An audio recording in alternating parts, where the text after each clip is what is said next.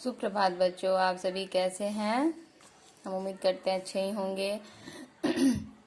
आप लोग को पिछले वीडियो में मैं 2 पार्ट पढ़ा चुकी हूँ, भाषा और व्याकरण, और दूसरा पार्ट है वर्ण। तो मैं फिर से आज दोहरा रही हूँ कि भाषा जो है विचारों के आदान प्रदान के माध्यम को भाषा कहते हैं। भाषा को 2 भागों में बांटा गया है, मौखिक और लिखित।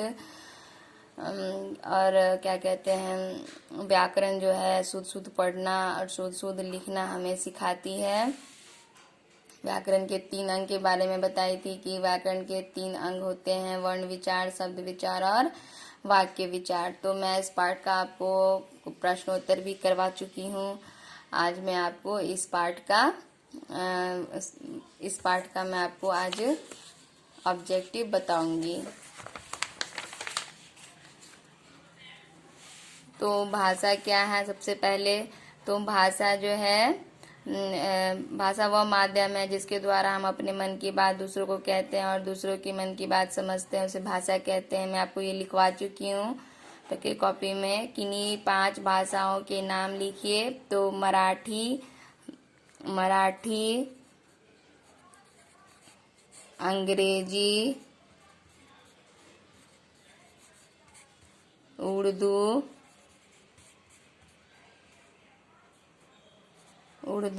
पंजाबी और हिंदी। तो ये हमारा क्या हो गया, 5 भाषाएं हो गए। व्याकरण भी आपको मैं लिखवा चुकी हूँ कि व्याकरण वह शास्त्र है जिसके द्वारा हम शुद्ध पढ़ना और शुद्ध बोलना लिखना जानते हैं। अब हम आगे बात करेंगे निम्नलिखित भाषाओं की उनकी लिपि में सम्मिलित कीजिए। तो यहाँ भाषा दिया हुआ है और यहाँ इसकी लिपि दी हुई है। तो यहाँ मराठी में क्या कौन सी लिपि है, देवनागरी, अंग्रेजी का रोमन, उर्दू का फारसी, पंजाबी का गुरुमुखी, हिंदी का देवनागरी है। दिए गए कोष्टक में से सही शब्द चुनकर रिक्त स्थान भरिए। यहाँ कोष्टक दिया हुआ, कोष्टक में से 2-2 शब्द हैं, आपको सही भर अपने रिक्त स्थान में भरने हैं। तो विचारों के आदान प्रदान के माध्यम को क्या कहते हैं, भाषा। भारतीय संविधान में 22 भाषाओं को मान्यता प्राप्त किया गया था। उर्दू भाषा की लिपि क्या है, फारसी। कहानी सुनना भाषा का कौन सा रूप है, मौखिक या लिखित। तो मौखिक रूप है। व्याकरण के 3 अंग होते हैं, मैं आपको बताई थी, वाक्य विचार, वर्ण विचार और शब्द विचार। आगे देखेंगे कि हिंदी को राजभाषा के रूप में मान्यता कब प्रदान की गई थी। तो 14 सितंबर 1949 को हिंदी को मान्यता प्राप्त की गई थी राजभाषा में। निम्नलिखित में संविधान द्वारा भाषा के रूप में मान्य नहीं है, यानी उर्दू, गुजराती और तमिल हमारा क्या भाषाएं हैं। हरियाणवी जो है यहाँ बोली है, तो ये भाषा की मान्य नहीं है। पंजाबी भाषा की लिपि क्या है, तो आप जानते हैं गुरुमुखी है। भाषा के शुद्ध रूप का ज्ञान कराता है। कौन शुद्ध रूप का ज्ञान कराता है, तो व्याकरण। अब दूसरा पाठ में वर्ण था। तो वर्ण भाषा की सबसे छोटी ध्वनि है जिनको खंड या टुकड़ा नहीं किया जा सकता। और वर्णों के जो यहाँ दिखे हुए सम्मिलित व्यवस्थित रूप को क्या कहते हैं, वर्णमाला कहते हैं।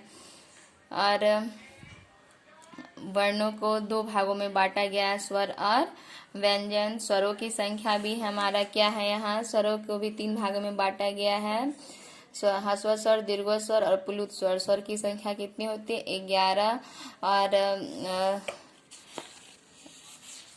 और व्यंजन की संख्या कितनी होती है, 33। तो 33 होती है। और इसको भी 3 भागों में बांटा गया, स्पर्श व्यंजन, अंतस्थ व्यंजन और ऊष्म व्यंजन भागों में बांटा गया होगा। मैं आपको इस पहले वीडियो में बता चुकी हूँ, आज मैं ऑब्जेक्टिव बता रही हूँ।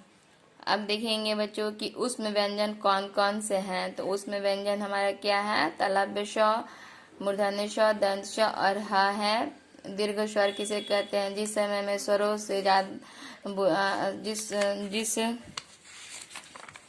जिन वर्णों का उच्चारण करते समय ह्रस्व स्वर से दुगुना समय लगता है, उसे दीर्घ स्वर कहते हैं। ठीक है, आपको हम लिखवा चुके हैं इस कॉपी में आपके। आ हर्ष, दीर्घी, हर्षु, ए, ऐ, ओ, औ दीर्घ स्वर है हमारा। आपको पीछे कॉपी में आप देखेंगे तो मैं आपको लिखवा चुके हैं, इसलिए मैं यहाँ नहीं मेंशन की हूँ। उसमें व्यंजन कौन कौन से हैं, तो उसमें व्यंजन तालव्य श, मूर्धन्य श, दंत स और ह है। अनुनासिक का प्रयोग करते हुए 5 शब्द लिखिए। तो मैं यहाँ 5 शब्द लिखी हूँ। चांद, आँख, 5, मूछ, पूंछ।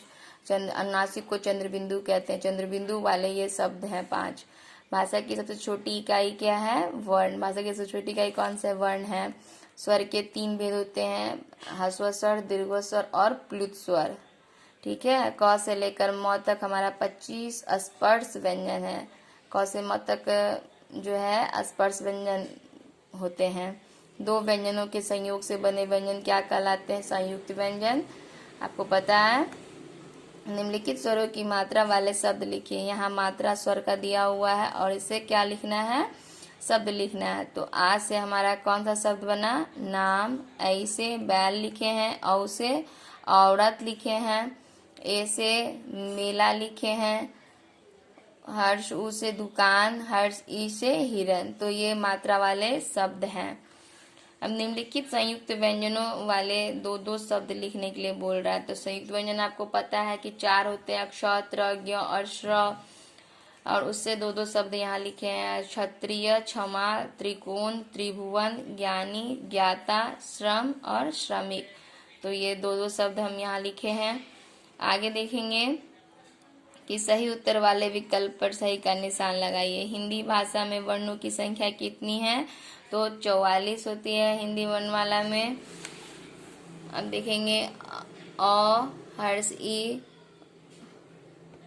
हर्ष उ तथा ड़ी जो है ह्रस्व स्वर है।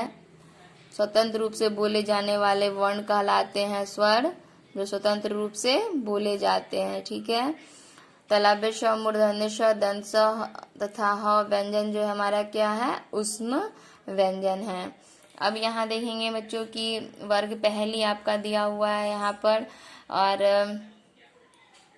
और मैं यहाँ पे वर्ग पहली में यहाँ पहले से मैं यहाँ सर्किल की हुई हूँ। ज्ञानी संयुक्त व्यंजन वाले शब्द को ढूंढकर यहाँ आपको लिखने हैं। तो पहले यहाँ श्रमिक, ज्ञानी, त्रिकोण, मित्र, क्षमा और कक्षा। तो यहाँ मैं शब्द यहाँ बनाई हूँ संयुक्त व्यंजन से, यहाँ लिखे हैं। स्वरों के स्वतंत्र प्रयोग वाले 10 शब्द लिखिए। यानी स्वरों से स्वर जो हैं, जितने भी स्वर हैं उसे 10 शब्द लिखना है। तो अनार, आम, ऊन, ऋषि, ओखली, औरत, ईख, एक, इमली, उल्लू। तो ये सब हमारे क्या हैं? स्वतंत्र रूप वाले व्यंजन से बने शब्द मैं आपको यहाँ लिखी हूँ। तो हम उम्मीद करते हैं कि आप इस वीडियो को ध्यान से देखे होंगे और ध्यान से आप अपने किताब में इसको पढ़ेंगे, और जिनके पास किताब नहीं है वह कॉपी में, रफ कॉपी में इसको करेंगे और याद भी करेंगे आप लोग। धन्यवाद।